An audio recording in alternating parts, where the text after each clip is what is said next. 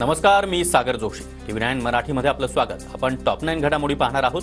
सुरुवातीला महायुती 2.0 सरकार स्थापन होत आहे. पाहूया त्याच संदर्भातल्या टॉप 9 बातम्या. गृहमंत्री पदाबाबत चर्चेतून अंतिम निर्णय समोर येईल. गृहमंत्री पदासाठी आग्रही असल्याच्या चर्चांनंतर एकनाथ शिंदेंचं सूचक वक्तव्य.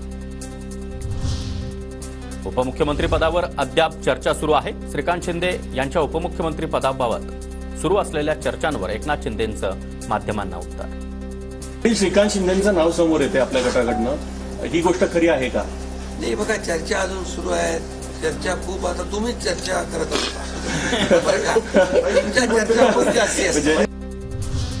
एकनाथ शिंदे दरेगावातून ठाण्यामध्ये दाखल. ठाण्यामधील निवासाने डॉक्टरांकडून शिंदेंच्या प्रकृतीची तपासणी. शिंदेंची तब्येत बरी नसल्यानं डॉक्टरांचा विश्रांतीचा सल्ला. भाजपचे मोठे नेते एकनाथ शिंदेंना भेटणार. शिंदेंच्या तब्येतीची विचारपूस करण्यासाठी भाजप नेते भेटणार असल्याची सूत्रांची माहिती.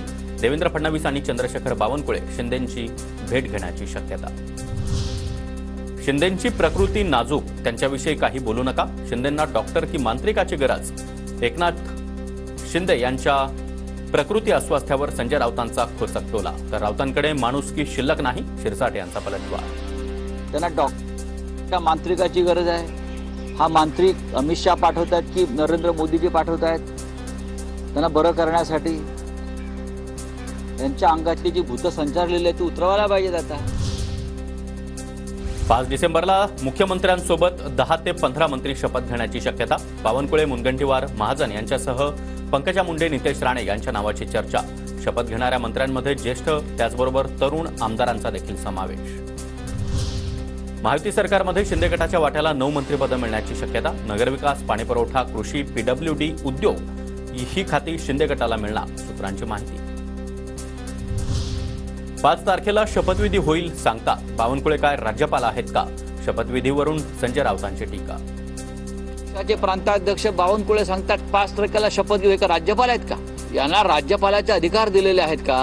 आम्ही 5 तारखेला शपथ घेऊ. सरकार स्थापनेचा अद्याप दावा करायला हे तयार नाहीत का? घाबरलाय का तुम्ही?